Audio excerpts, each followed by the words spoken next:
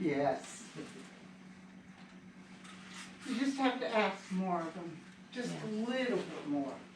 Not a lot. Let's ask this. So that's what we'll have to do, is start turning your back.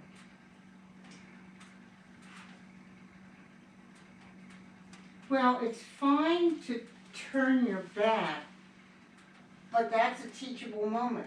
So then you have to turn back around, put your attention on the dog, and teach it what you want from it.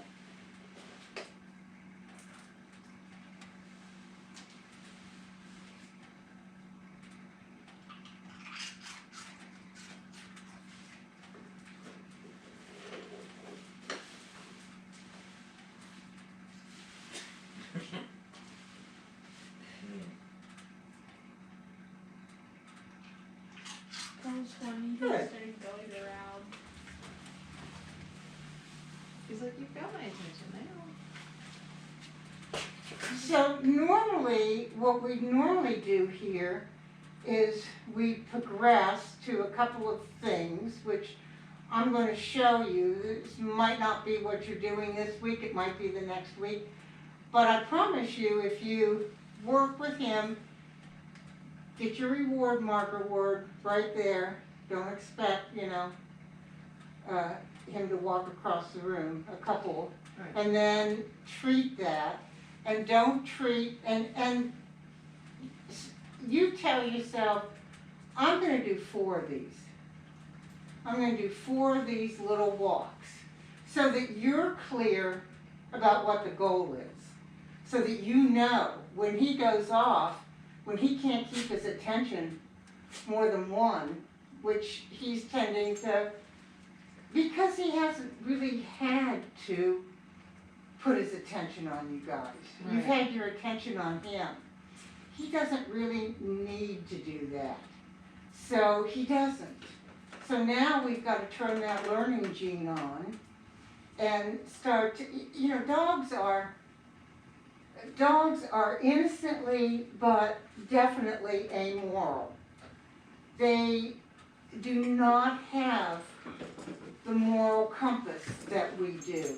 It's one of the reasons why there's so many dogs in shelters, because people decide, oh, he did that out of spite. No, he didn't. He did that because he's a dog. Right. He's not really that smart. He's got a little lemon brain, it's a little tiny brain, and it's not very convoluted. They've done a lot of MRI work on dogs. They do learn from classical conditioning, which is pair, which is yes equals the treat. You pair the two together. Yes or good equals that you're going to get reinforced. And they learn from behavior has consequences. So you've got 2 of these things to do this next week, and one of them is behavior has consequences, and that's, okay, if you're going to stay back there, the consequence is you're not going to get that treat. So you come a little bit closer, and you'll get that treat. But I would decide, okay, I'm going to do 3 of these, I'm going to do 2 of them, I'm going to just in your mind what it is that you're going to expect from the dog, so that you're not out there going, oh, well, never mind, it didn't work anyhow. You set your goal.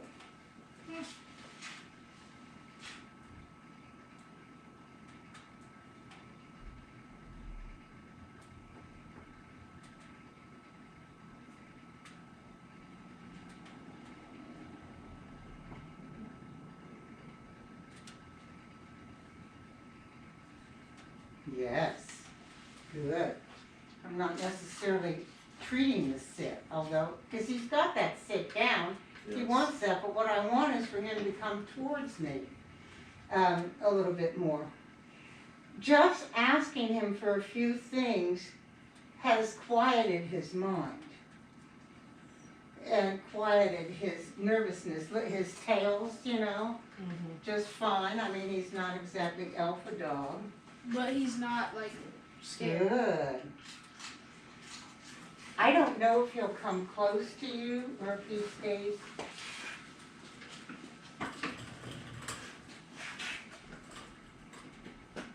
Good. So going backwards is a little bit better. So one of the things that we teach with reactive dogs is once we get them on our side, we want them on our front so we can back up a driveway, you know, and get away from something that's happening. Or we want to start putting it in the middle. And he's a little bit more comfortable. So he hesitated back there. I didn't want to reach that far. And that's not a good look for me. So, nice. Yeah, can I get you? Can I get you? Oh, what a good boy you are. Yes, you are. Oh, that's so nice. See him come in for more? He likes under the He came in and I put my hand down, he came Oh, in look at and that. got it. So this is what I tell people when they want, oh, can I pet your dog? It's like, why don't you stand still and let's see if the dog wants to meet you. Right. The You're dog will, they're amoral. It's about what's in it for them. It's about what's in it for them. They had a study where they got a group of pet owners.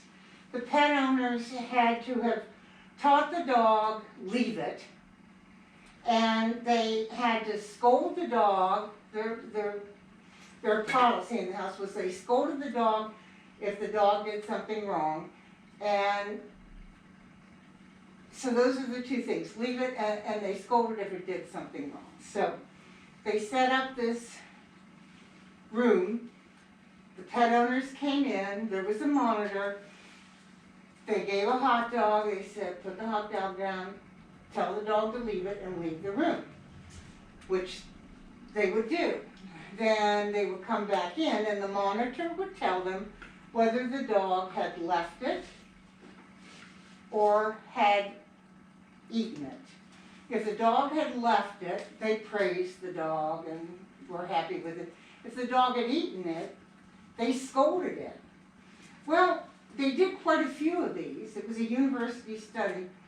The monitor wasn't always straight with the pet owners.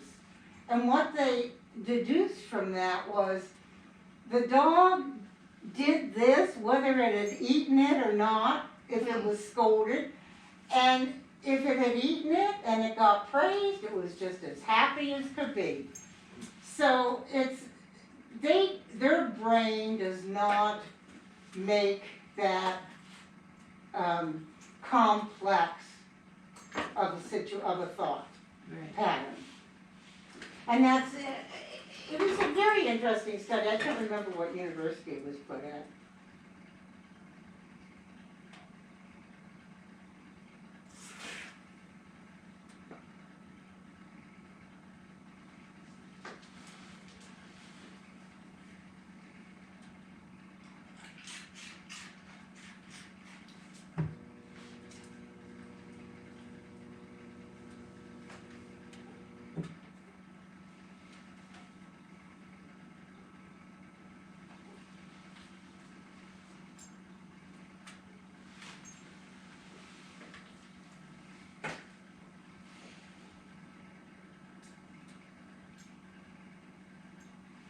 Let's do this.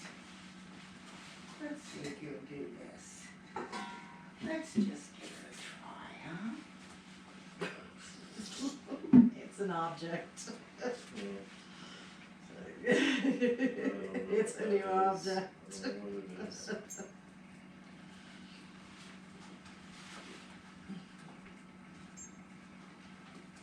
He won't get in like a certain distance of it. Like he's just constant.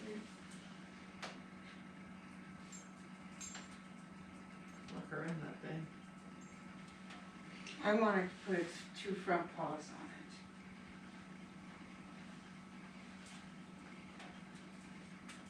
What if you put the treat on it? I could do that. but it wouldn't put its paws on it. Yeah. We just I'm face gonna ask it to at least come towards this, not circle it. Not good enough. I'll take the long one.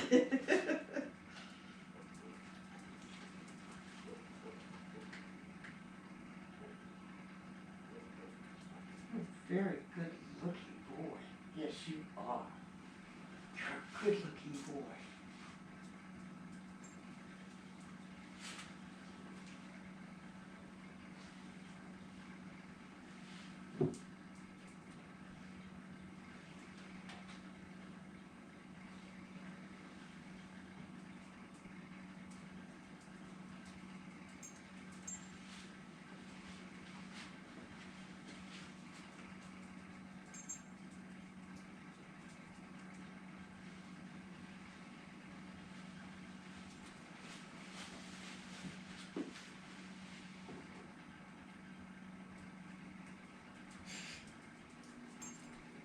So you this food.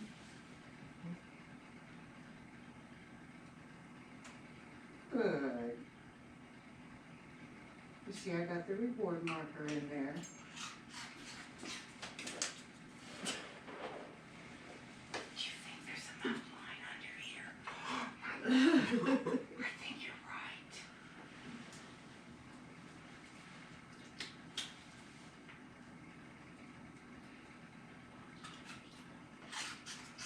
So that thing hasn't bit me yet. It's done nothing but give you treats. I don't know what the problem is here.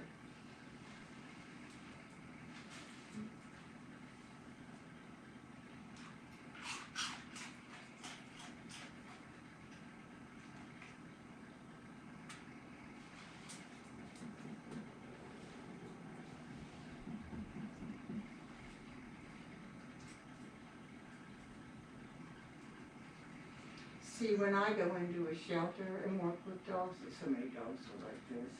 Yeah, I can imagine. Sometimes, there are dogs that are so traumatized, you go in and you sit in their kennel for a month before you even get them to look at you. So,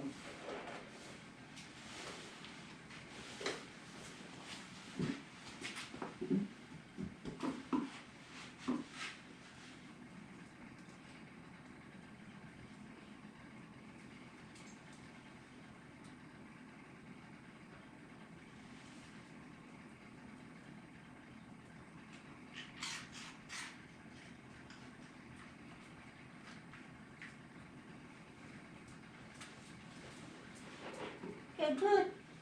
Good boy. So, I want you to take treats and to teach the dog. Find it means I'm going to toss it on the floor.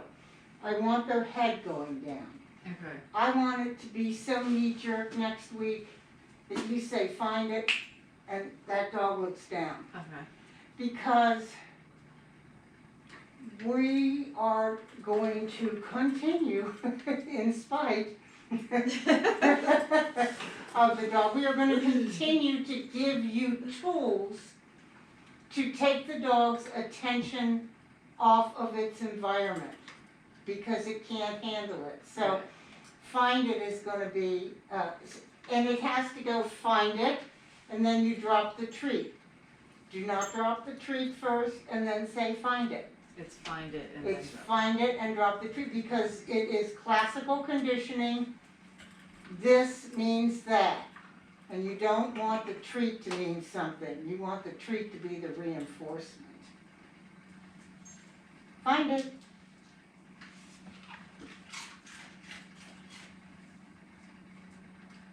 Find it. This is such a tough game. Find it. you need to order some milk. I would use Cheerios for this.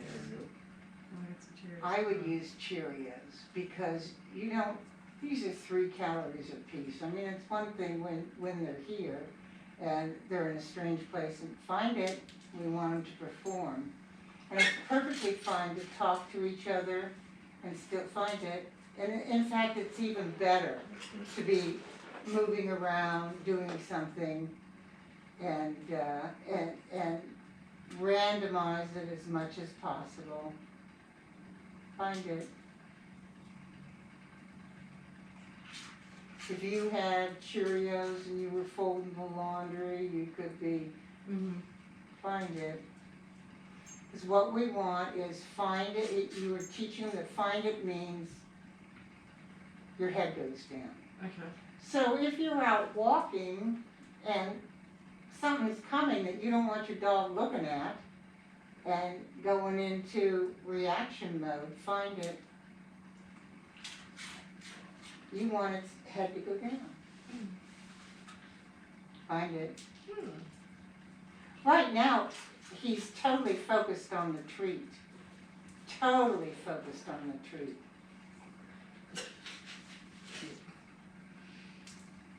Find it.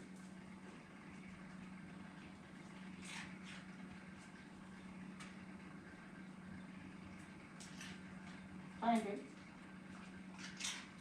Was did I throw the treat too soon? I think I threw the treat too soon. Find it.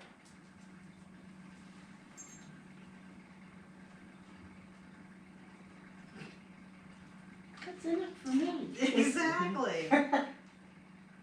Find it. If you want a good laugh, you tell a bunch of dog trainers at a conference that dogs have unconditional love. They don't. Find it. So I would do this with Cheerios. I'd do it during the day, 5, 6, 7 times. See if you can get 50 Cheerios into the dog. If you go get little, find it. I can do that at my desk. You can. And it doesn't have to be this continual thing. If you